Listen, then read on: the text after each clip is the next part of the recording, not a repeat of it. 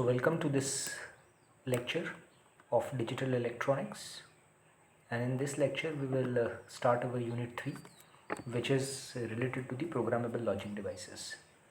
So this programmable logic devices, if we consider, then the word itself says that this devices or whatever these ICs are there, they can be programmed. And the reason for using the programmable ICs rather than the standard ICs are a few fold reasons. So the few reasons are, like, you can implement all the circuits whichever we have seen earlier with the help of standard ICs, but then the standard ICs have some disadvantages, okay? Because you see, for every gate or for every particular circuit you have to use a separate IC. Then because of that there is lot of space which is required. Then if you have to use each IC for each particular circuit, then let's say for each gate you have to use an IC, then the number of ICs will also be more. Then also although the cost of each IC is very small, but still if you consider, then cost will also be little higher. Then this also requires large area. Power requirement will also be large. Then there will be too many ICs required, so then complexity will come up. And also what happens is, because of this, security, because if you remove one of the IC, then again you can the circuit will not work properly. So to overcome these problems, what we do is we implement the circuits, the basic circuits, whatever we have seen, any programmable, any logical expression we can implement with the help of programmable ICs also, or the programmable logic devices. These programmable ICs are called programmable logic devices. So we can implement them with the help of this. Rather than the fixed function ICs, we have two options. So one is your PLDs, programmable logic devices, and the other option is your application specific integrated circuits. Okay. So what is, let's first see the application specific integrated circuits, because we will deal with the programmable logic devices in detail, but let me give you a little introduction about the application specific integrated circuits also. So ASICs is the full form of the ASIC is application standard application specific integrated circuits. So application specific means a particular IC is developed for a particular application only. Okay, it is not that IC will not be used for cannot be used as a standard IC, but it is used for achieving particular targets only, okay, for particular tasks only. So this type of ICs are called your application specific integrated circuit. The examples of this type of ICs are, like, suppose Samsung is developing a particular mobile or particular application it want to develop, and for that it needs a specific hardware. So Samsung will ask some of the fabrication company, or Samsung itself have its fabrication laboratory. So then it will give its engineer that those specifications, and that those specifications will met by this particular specific IC. Okay, and then the cost will also be less for this IC, and although the developing cost, the initial cost will be more, but later on when the production starts at the mass level, then in that case the cost will reduce, okay? Drastically the cost will reduce. Then the other advantages are, it will, because you see, if I give you if you take the example, if you consider the example of mobile applications, then you have to implement everything in very small space. So then this small space requirement can also be achieved with the help of this application specific integrated circuits. Okay, power requirement will be less because the number of hardwares will be required will be less. The connecting wires, the length of the connecting wires will also be less. So overall the power reduces because of the many reasons. So a few reasons I have told you, but there are many reasons because of which the power is reduced, power dissipation is reduced. So application specific integrated circuits also give this some advantages, and as I have told you that it have certain disadvantages also, that the initial cost, development cost is too much, and along with that you require, because you are developing that IC at the very first time, so then you require some testing equipments and these testing methods also. Okay, some new testing methods to test this particular application and this ICs. So this particular ICs which are developed for a particular application are called application specific integrated circuits. Okay, this ICs we study in VLSI and the other higher courses, but probably we will not study in this course. Okay, so let's talk about the programmable logic devices. Why these are called programmable logic devices? Because we can program them. Okay, we can like choose that a particular gate can be of how many inputs. It is not an standard input type of gate that every gate will have standard number of inputs, 2 input or 3 input or 4 input, but you can change the number of inputs, okay, depending upon which links you connect, which number of inputs you connect. Okay, so this that is why they are called programmable. So you can program the number of inputs, how many number of inputs you want. Okay, so that is why they are called programmable logic devices. And these devices are can be they are available in the regular structure, and they can be purchased from the market, and you can use them as the to realize any Boolean expression. So the programmable logic devices which we have are basically of two types: combinational PLDs and the sequential PLDs. So combinational this PLDs we will study in this particular unit, but sequential PLDs we will not study. The example of sequential PLDs are FPGAs. Okay, so FPGAs are nothing but field programmable gate arrays. So field programmable gate arrays have not only the gates, although in the name you can see that there are only gates, but along with the gates it have the flip-flops, okay, registers to store the data. So then it have all the components of any digital circuit, typical digital circuit. So then you can realize any, not only the combinational circuits but the sequential circuits with the help of FPGA. So that is why they are called sequential programmable logic devices. Okay, then the combinational PLDs we will study here, and they are of various types, so we will see them one by one.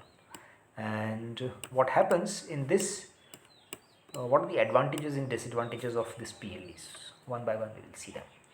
So advantages: the development cost, because once they are developed then you can use them to realize any circuit. Okay, so the space requirement, space taken by those circuits will be less, power dissipation will also be less, reliability of the circuits will be more because there will be less components, so the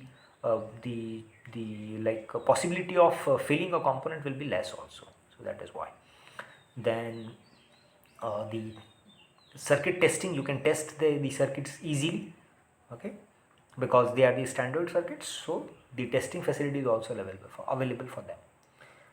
Apart from them, they have certain disadvantages also. So the disadvantages which they have is like the functionality is this particular PLDs are good for complex functions, but if the number of functionality, if the number of variables which you have to implement are very small, then it is not that much efficient.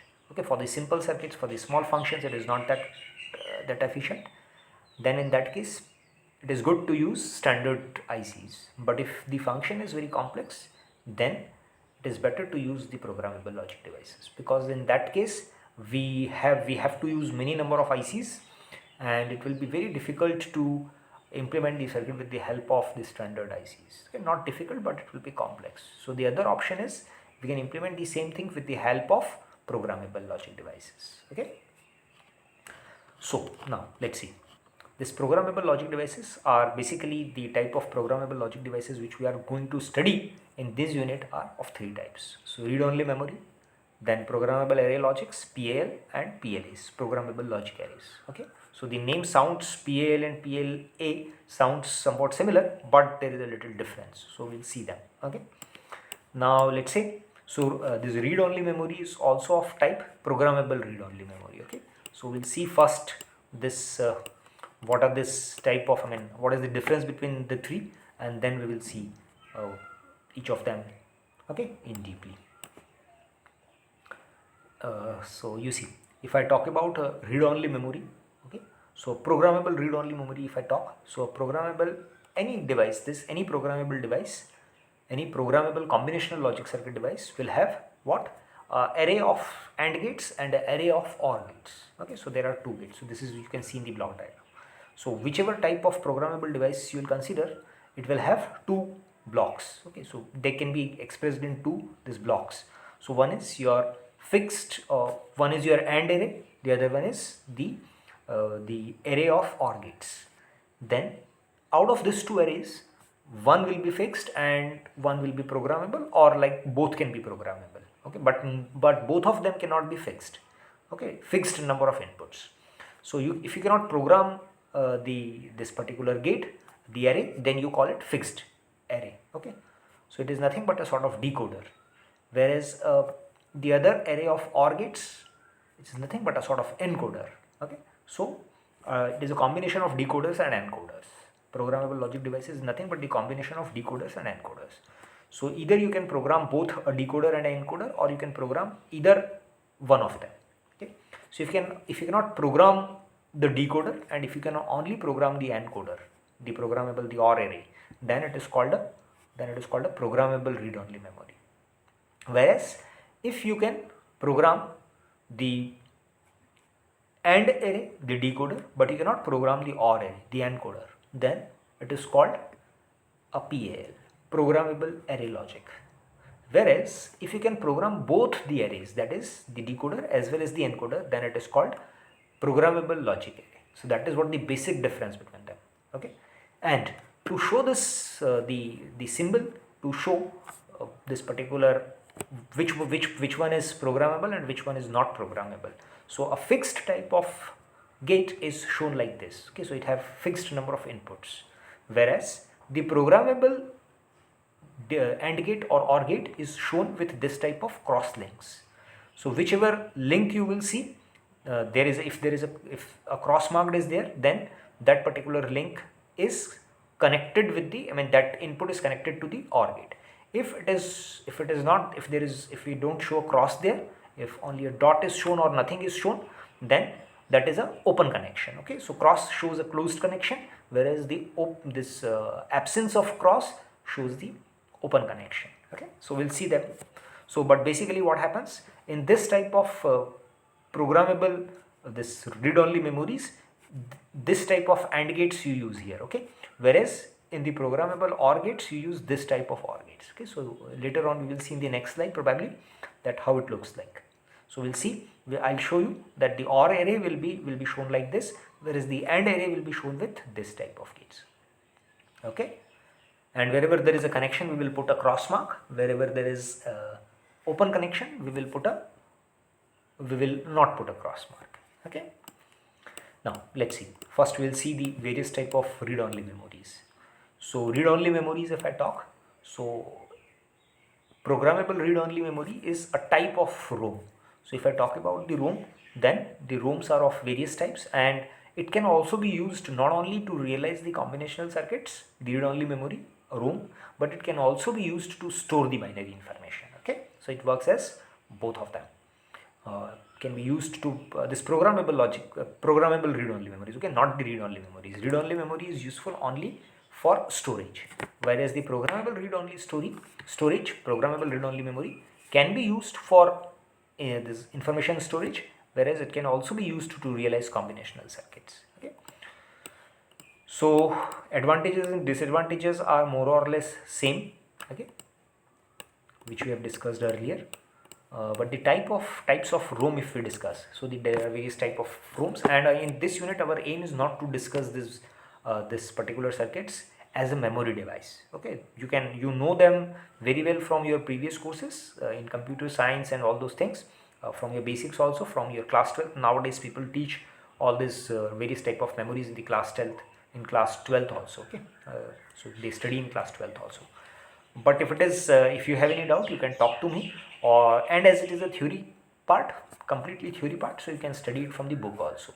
But I'll tell you the things in brief, okay, in very short things. So programmable, this ROM is of various types. So programmable read-only memory and EMPROM. So EMPROM is mask programmable read-only memory.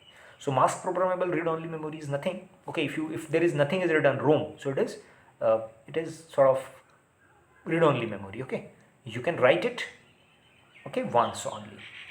So this mask programmable read-only memory is a type of memory which is like written during the fabrication only. Okay, so if whatever you want to store in that this mask programmable, so during the mask means during the fabrication time. So whatever you want to store, that information is given to the fabrication, to the whosoever is fabricating this particular memory. It is given to the user, gives the information to them that this is what I want to store, and it is stored during the fabrication process only, and then later on it cannot be changed. Okay, during its lifetime it cannot be changed. So that type of memory is called mask programmable read-only memory. Okay, whereas programmable read-only memory are the type of read-only memories which you use usually, okay, in the form of CDs and all those things. So this programmable read-only memories, you can program it once, okay, in its lifetime, but later on it cannot be programmed. So this type of ROMs which you use as a CD, okay, are called your programmable read-only memories. Okay, whereas EEPROM, which is called erasable programmable read-only memory, they can be erased multiple times. Okay, you can erase the data multiple times and store it multiple times. This type of prompts are like the erase operation can be used, you can erase it with the help of ultraviolet light. So for sufficient for some time you have to expose it to the ultraviolet light, like approximately 30 minutes you have to expose it to the ultraviolet light, and then the data whatever is stored gets erased. Okay, you delete that.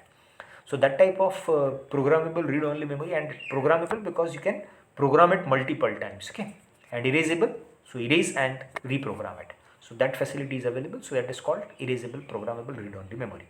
But the only thing is, to erase the data you need ultraviolet light. Okay, whereas the electrically erasable programmable memory, which is also called EEPROM, so EEPROM are electrically erasable programmable read-only memories, and this type of memories can be programmed erasable, so multiple times you can use it, but you don't require ultraviolet light to erase the data.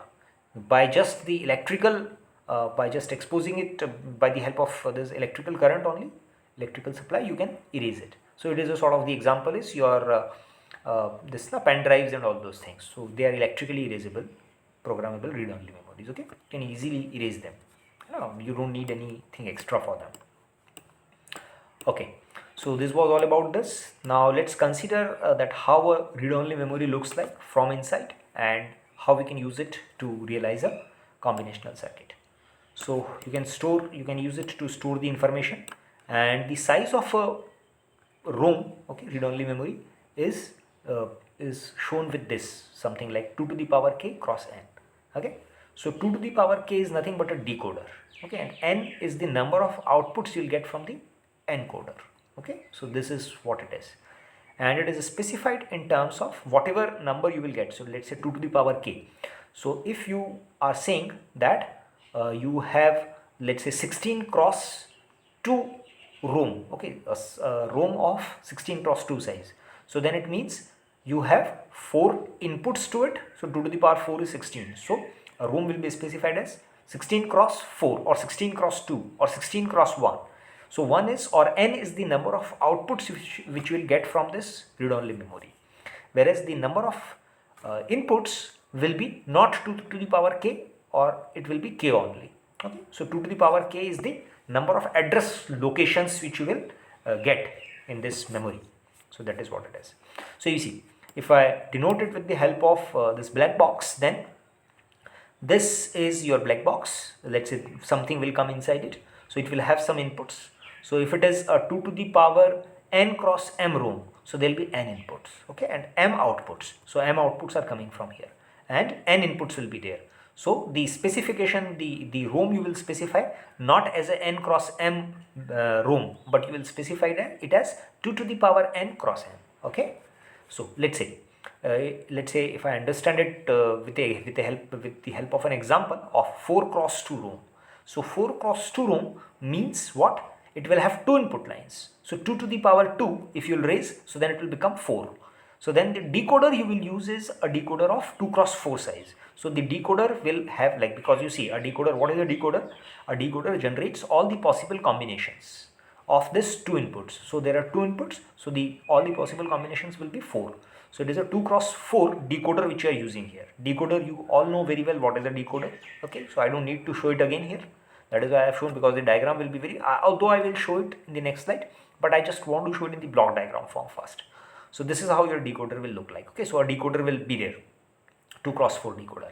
Then out from this all the lines of these decoders are fed to this OR gates. So then depending upon how many outputs are there, let's say in this particular case you have 2 outputs. Okay, so if you are using multiple outputs, then obviously you can use them, multiple outputs you can make, but each of these OR gate have the input from all this decoder output lines. Okay, so now depending upon, and this is this here in this case, in this diagram you can see that all the connections are shown as closed, whereas you can program them. So if there is no link between these two dots, then open circuit will be there. Okay, so there is no input to this gate on this line, whereas if it is a connection is shown, then the input is there. Okay, so this is what it looks like.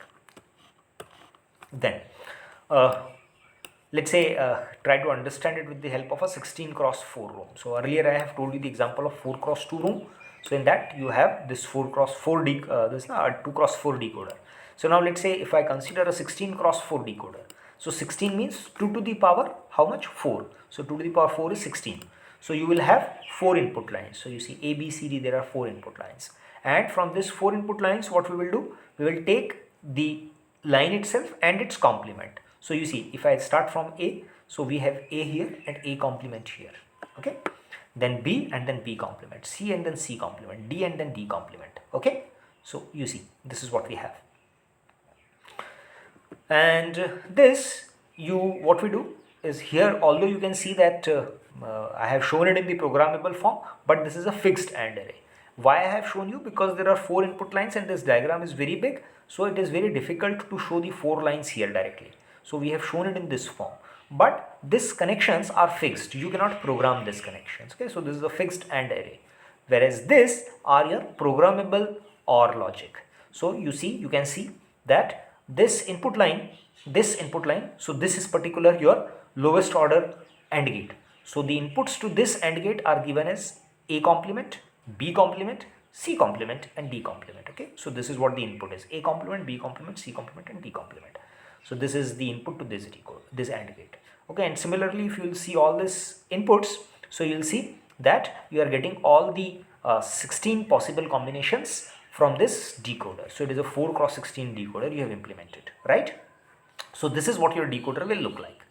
Okay, now after that you have used how many outputs you will require? So you require, let's say, 4 outputs. Okay, so 4 outputs are there, right? So 4 outputs, and each of this OR gate will have how many inputs? 16 inputs. So that is very difficult to show. So that is why it is shown like this, correct? Okay. So this is how your ROM will look like. Achha, now let's see this ROM again. You can implement, let's say you have 5 inputs. So you can make it 5 cross like say 32, 5 cross 32 you have, let's say you want to implement how many? 32 cross 8 ROM. Okay, 32 cross 8 ROM. So if you want to realize a 32 cross 8 ROM, so the circuit for a 32 cross 8 ROM will look like how much? There will be 5 input lines. So 2 to the power 5 is nothing but 32. So 32 cross 8. So 8 output lines. So you see, there will not be 32 input lines, there will be 5 input lines, and this, because of this 5 input lines, you will have 2 to the power 2 to the power 5, that is 32 address lines. So this, out of this 32 address lines, then okay, to address this 32 address lines, you will require 5 variables. So that is why this 5 variables. Okay, then from this you will connect 8 outputs. So it will look something like this. Okay, so this is a decoder. Again we are seeing the same type of circuit which we have seen in the slide, the previous slide. So these are 5 inputs you are having. This is a decoder, 5 cross 32 decoder, and then there are 32 output lines you are getting from 0 to 31. So there are 32 lines, and then from each of them you have, from this, each of this output is becoming the input to this OR gate. Okay, so it looks something like this. So I hope I am very clear and you don't have any confusion now related to this, that how a ROM will be specified and how it looks like. Okay, now let's see how to realize any combinational circuit with the help of your ROM, read-only memory. So I won't show you the circuit in detail, but now I will show you while implementing it in the block diagram form. So let's say we have to design a combinational. So with the help of example, we will understand that how to implement or how to realize a combinational circuit with the help of read-only memory. So let's see this. So let's say we have to design a combinational circuit using ROM that squares a 3-bit number. So this is what the problem is. So the problem says that we have the input as 3-bit numbers and the output we want is the square of that 3-bit number, right? So a 3-bit number, if I say, so a 3-bit number, you can write it in binary, it will have 3 bits. So a 3-bit number, if you want to realize, it will go up to 7. So 0 to 7. So you can have 8 combinations only. Okay, so 0 to there's 1 1 1. So there are 3 possible. So now you see, these are the inputs which you have: 0 0 0, 1, then 0 1 0, 0 1 1, up to 1 1 1. So you want the circuit which implement the square of this inputs. So I have shown you the decimal equivalent so that it is easy for you to square them up and then later on convert that number to the decimal. Okay, and then you realize that circuit. So then it will be very easy. You can realize the same circuit with the help of AND and OR gate combinations also, okay, without programmable logic devices. So you see, if we try to implement it with the help of ROM, then how it will look like and how we will proceed. So we'll see the procedure first. So you have the numbers from 0 to 7, and then what we do, I have shown you the square of them in the decimal equivalent. So this is the number in the decimal equivalent and its square in the decimal equivalent. So the square of 0 is 0, square of 1 is 1, square of 2 is 4, it is 3 is 9, 4 is 16, 5 is 25, 6 is 36 and 7 is 49. So in the output we want this. So you see this. Now let's say I have to show the number up to 49. So how many bits I will require? Okay, so I will require 6 outputs, right? Because I have to show the number up to 6. I have to show a number which can represent 49 as a decimal equivalent. So to represent 49, I will require 6 input lines, right? 2 to the power 6 is like how much? 64. So 2 to the power 5 is 32, 2 to the power 6 is 64. And this is 49 is greater than 32 but less than 64. So that is why we will require 6 lines, 6 output lines, right? So B0 to B5, this is what we have used. So this is our LSB and this is our MSB. Okay, B0 is our LSB and B5 is our MSB. Now 0 is represented as all zeros, right? Whereas 1 is represented like this, 4 is this, 9 is 0 0 1 0 0 1 0 0 1. So you can see that in the output I have written, okay, the decimal equivalent of this 49 or whatever number is there. Okay, so you can see the particular row. In this row you will see the decimal equivalent of this, okay, 36 and this. Okay, so now once you have done this, then from this is your truth table which you have got. Now this truth table you can implement it, but to implement it what you have to do is, for each output you have to write its K-map separately. Okay, so there are 6 outputs, so you have to write 6 K-maps if you want, but it is not required. Some of the outputs you can directly see and just by observation you can write its function. So you see in this case you can see that B0 is the output. So B0, for B0 if you will see, so it is as equal to, if you just observe it, so you see B0 is 0 1 0 1 0 1 0 1. Okay, alternately it is becoming 0 1 and A0 simultaneously is also becoming 0 1 0 1 0 1. So by just observation you can see that B0 is equal to A0. Okay, so that is what I have written it here. B0 is equal to A0. So some of the outputs you will see that it is just by observation you can write, whereas for the other outputs which you cannot observe directly, you can write the K-map also. Okay. Similarly you can see that B1 is always 0. So it is always fixed at 0. So you will always connect it to 0. So no need to simplify it with the help of K-map then. Achha. Then let's say the other outputs from B5 to B2 if you will see, so the output will look like something like this. So I have reduced this table in this form. Now if you implement them, so B2, B3, B4 and B5. So by this truth table you can write its expression in the mean term form, and you get this expression. So 2 comma 6, 3 comma 5, 4 5 7 and 6 comma 7. Now to realize it, you can use up how many? This 8 cross, okay, sorry, 5 cross 4 roam. So how many roam it is? It is, okay, so you see this. So you use a roam to implement it, and this is what you get it, right?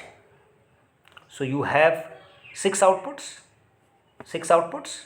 so 6 outputs not required directly. So what we will do, 4 outputs will require. So you can see 4 outputs here, and there are 3 inputs. So 3 inputs will give you 2 to the power 3. So 8. So this is why that is why it is a 8 cross 4 room it is written.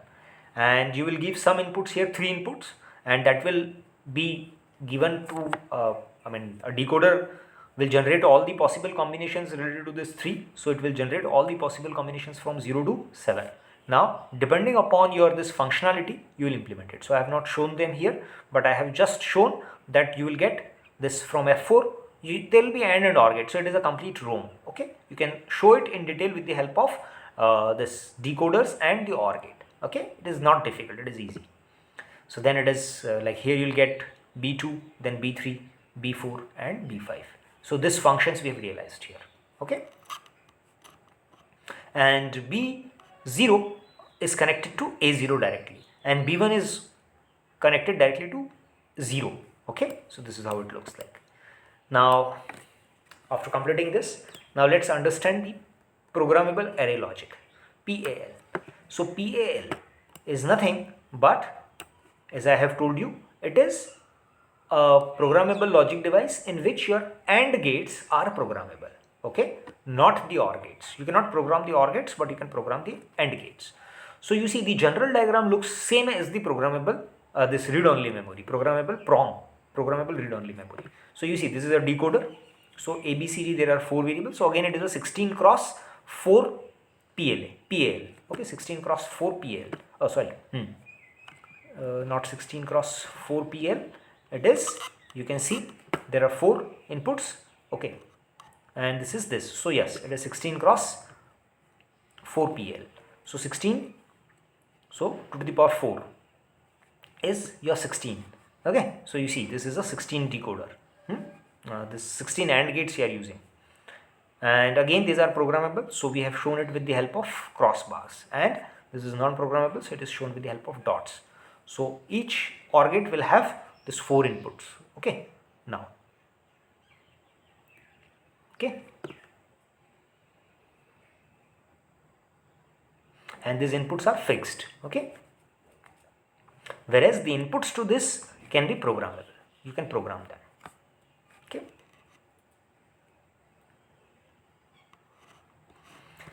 now let's move on to the how to implement a logic expression with the help of PAL. So a PAL is nothing but this type of circuit. So it have, like, you can program the AND gates but not the OR gates. So let's say you have a function a is equal to xy plus xz bar, and you want to realize, okay, this again a, okay, this is, there is some mistake in this, so it should be a and it is b. So x a is equal to,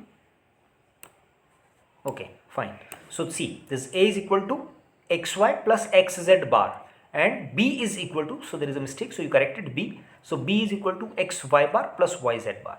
So you have to realize this particular 2 expressions with the help of PAL. So how we will do it? We will do it like this. Okay, so you see this is a AND gate. So you know the standard circuit of a 4 cross 2 PAL. So this is a 4 cross 2 PAL. So 4 cross 2 PAL will look like how much? You see this. Okay, it's a 4 cross 2 PAL you can use, or there are 3 variables x, y and z. So it is not 4 cross 2, but it can be 8 cross.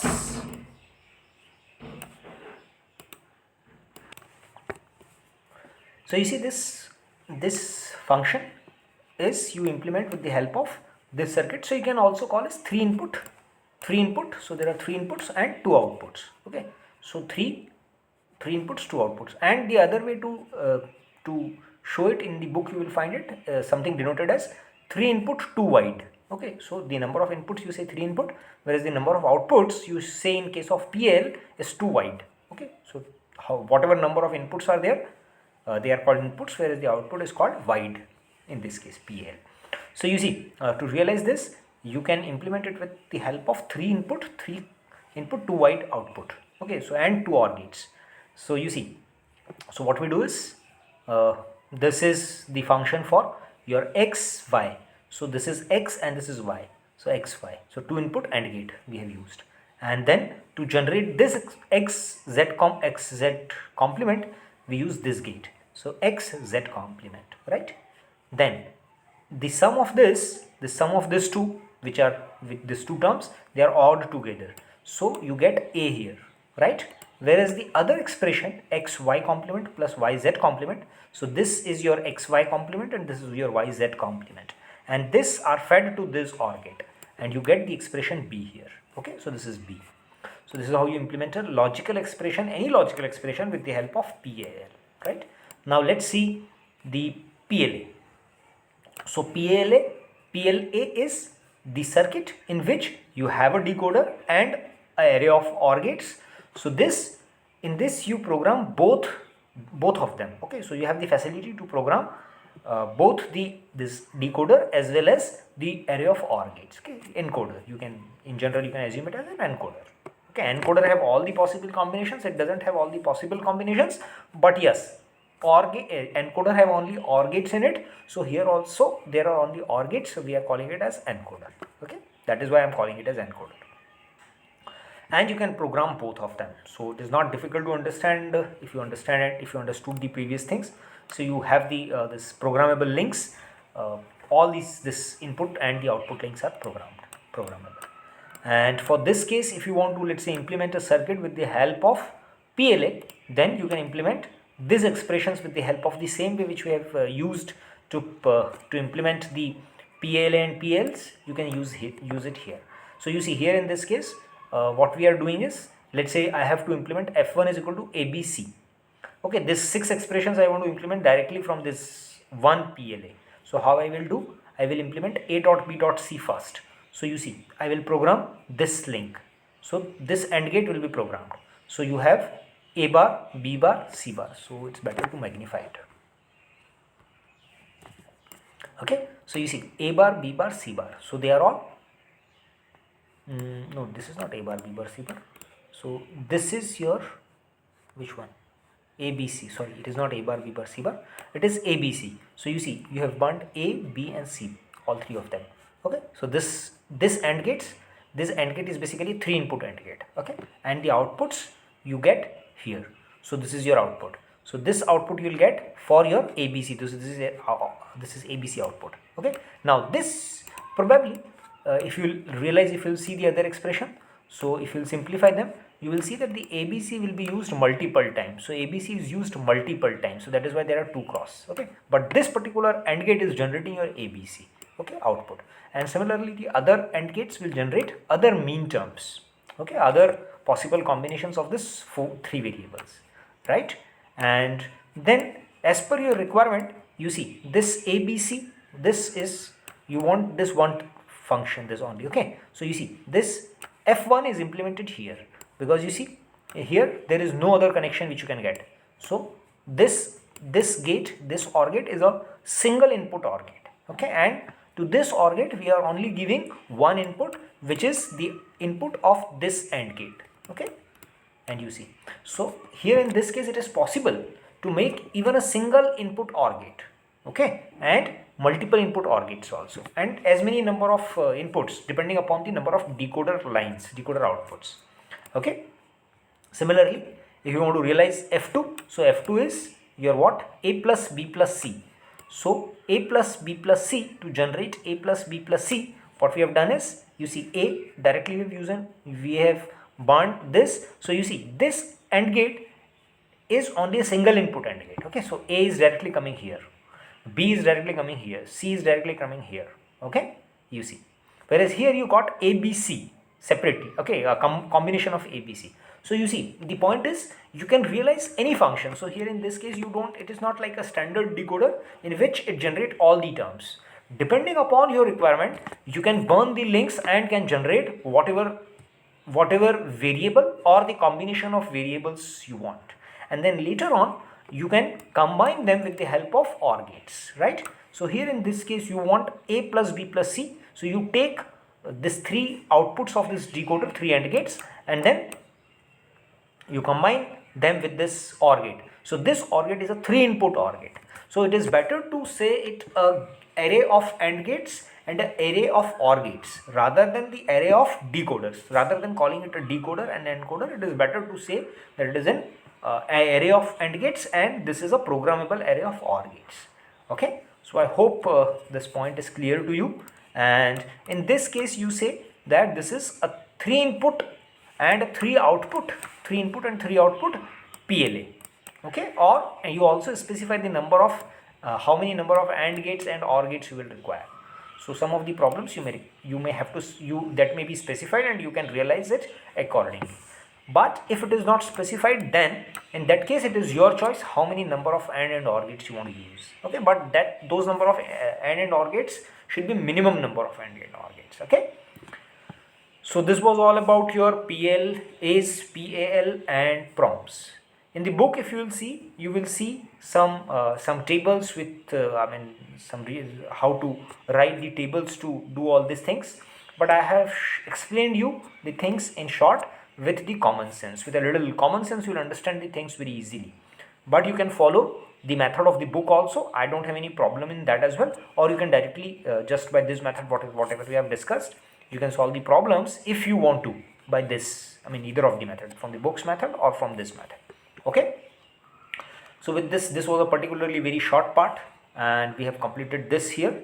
So thank you for listening this. So let me complete this and this will be so this is the last lecture before your mid-sem. Okay. So now we will take the lectures after the mid-sem. Thank you for listening.